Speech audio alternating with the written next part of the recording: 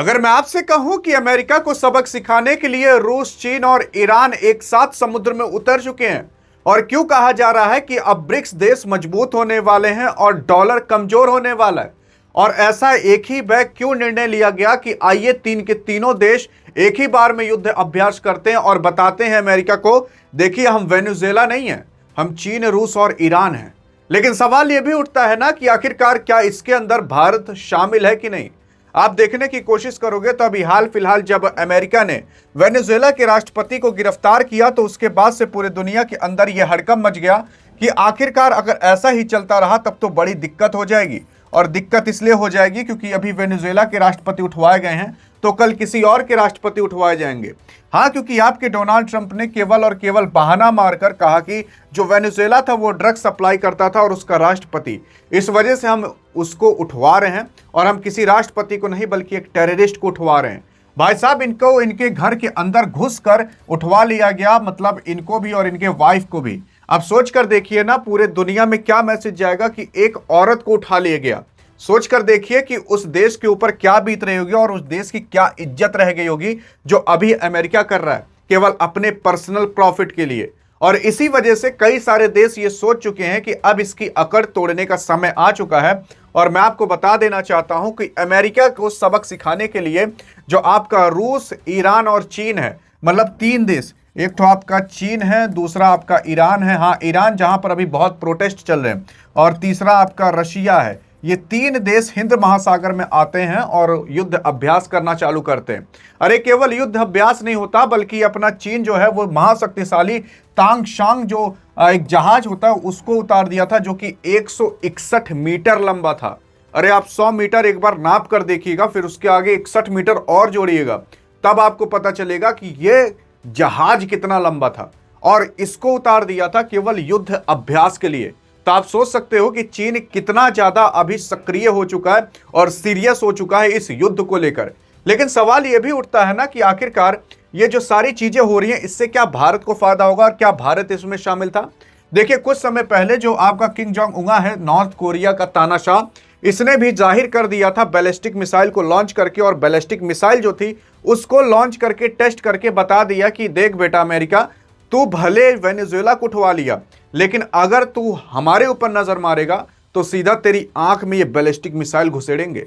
और अगर आप सोच रहे होगे कि आपका ये तानाशाह किम जोंग उंग क्या अमेरिका का कुछ कर पाएगा, अरे भाई साहब, ये सब वेनेजुएला नहीं है कि आइए घुसिए और चले जाइए। आप यहां घुसेंगे तो इधर से बैलिस्टिक मिसाइलें निकलना चालू हो जाएंगी। बहुत से लोग ये सोचते हैं कि मान लेते हैं बैलिस्टिक मिसाइल आएगी तो क्या पता ये रोक दे। भाई साहब, कितनी ही रोकोगे, एक ठो जाकर गिरी तो काम खत्म हो जाएगा, और ये अमेरिका बहुत बेखूबी जानता है। लेकिन असल में यहां पर कुछ भी हो, इस युद्ध अभ्यास के अंदर भारत नहीं शामिल था। अगर भारत शामिल होता तो यह जाहिर हो जाता कि भारत जो है वो टोटली अमेरिका के खिलाफ है। बल्कि भारत अमेरिका के खिलाफ नहीं, बल्कि डोनाल्ड ट्रंप और उसकी जो बनाई हुई नीतियां हैं उसके खिलाफ है। इस वजह से भारत नहीं गया, और भारत इसलिए भी नहीं गया क्योंकि वहां पर चीन मौजूद था।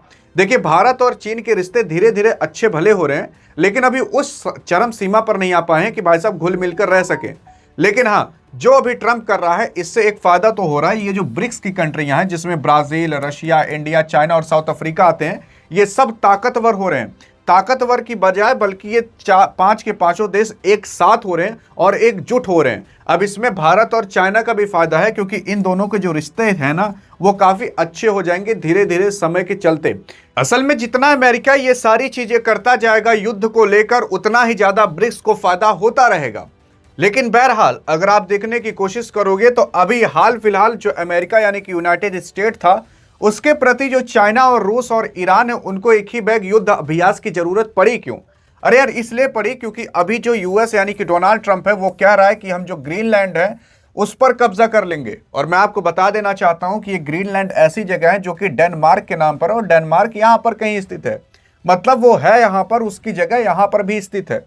और हाँ, इस डेनमार्क यानी कि इस ग्रीनलैंड के आसपास जो रूस है, जो चीन है, इन लोग के जो होते हैं ना कि सबमरीन जहाज, वो लोग मंडराते रहते हैं सिक्योरिटी के लिए और भी अन्य काम के लिए।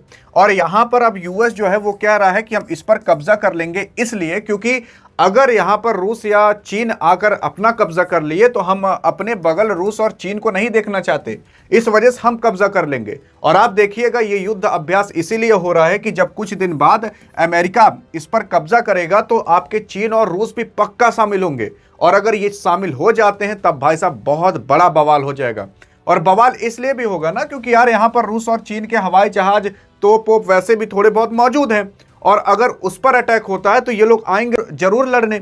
और इसी वजह से कहा जा रहा है कि भाई साहब युद्ध अभ्यास फालतू में नहीं हो रहा, बहुत बड़ी प्लानिंग होगी, इसी वजह से हो रहा है। यानी कि आगे चलकर क्या पता युद्ध हो सकता है, और होगा कि नहीं वो तो समय आपको बता ही देगा। लेकिन सवाल ये उठता है कि अगर हुआ तो क्या होगा। अरे भाई साहब बहुत बड़ा बवाल हो सकता है, क्योंकि एक चिंगारी एक एटम बॉम्ब फाड़ने के लिए काफी होती है। लेकिन यहां पर वो चिंगारी लगेगी कि नहीं वो समय बता देगा। लेकिन हां, तब तक जुड़े रहिए डियर गुरु से। अगर अधिक जानकारी चाहिए तो डिस्क्रिप्शन में टेलीग्राम का लिंक है, उसे भी ज्वाइन कर सकते हो। तब तक के लिए जय हिंद और जय भारत।